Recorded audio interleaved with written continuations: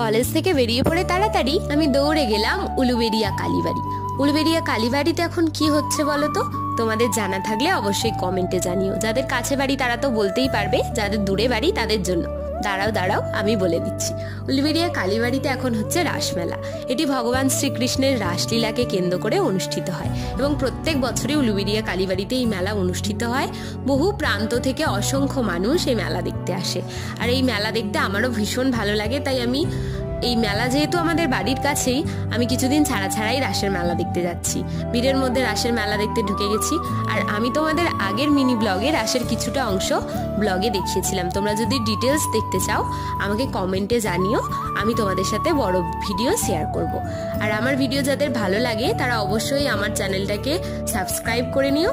আর please আমার ভিডিওগুলোকে like, comment and share করে দাও। টাটা, দেখা হচ্ছে পরের ভিডিওতে।